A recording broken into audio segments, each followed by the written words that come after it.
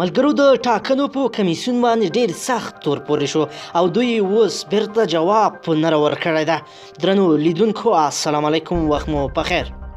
د افغانستان د ټاکنو خپلواک کمیسیون ویلي که د دوی پر کمشنر محمد عبدالله هغه تور ثابت شي چې په افغانستان کې د ملګرو ملتونو سیاسي استازولۍ یا د یونما لخوا په یو لیک کې یادونه شوې ده، نو له یاد کمشنر سره به قانوني چلند کیږي. خو کمیسیون زیاتوي چې په دې اړه د دولتي پلټنې روانې دي او تر وخت دمخه باید څوک ملامت ونه بلل شي.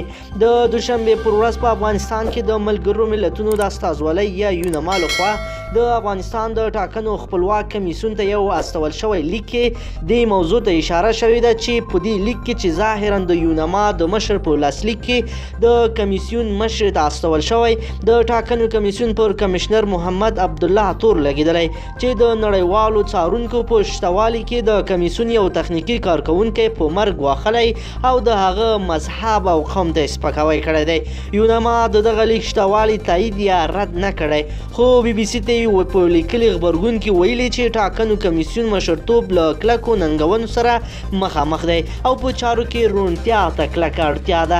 د دې په غبرګون کې په خپله کمشنر محمد عبدالله اوس د قانوني اقداماتو ګواښ کړی.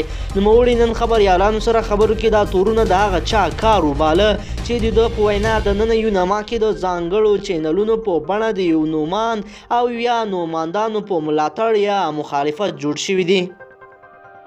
بلې خوا د ټاکنو کمیسیون وایي د افغانستان د ولسمشریزو ټاکنو د ځینو محلونو د بیا شمېرنې بهیر له 5 پرته په نورو ولایتونو کې روان دی.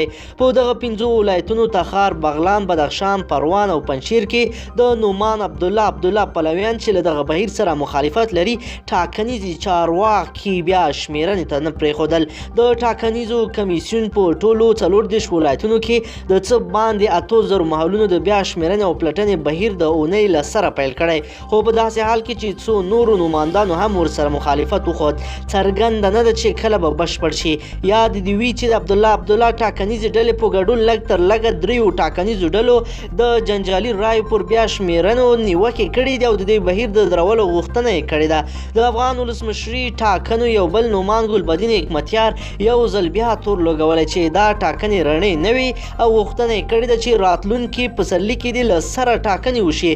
د ولسمشر محمد اشرف غني ټاکنیزه ډله بیا د جنجالي رایو له بیا شمېرنې سره مخالفت نه کوي او پر نورو نوماندانو یې هم غږ کړی چې د دې بهیر ملاتړ وکړي.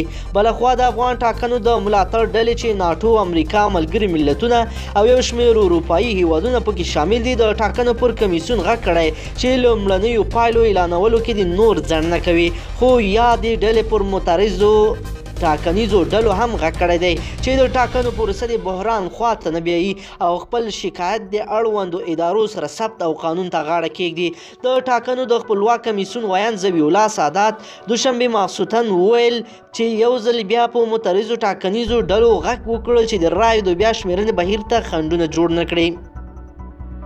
ښاغلي سادات وویل چې دا چاره یوازې په ټاکنو کې د لا ډېرې روڼتیا لپاره پیل شوې ده او د هیڅ کوم یو نومان په ګټه نه کارول کیږي.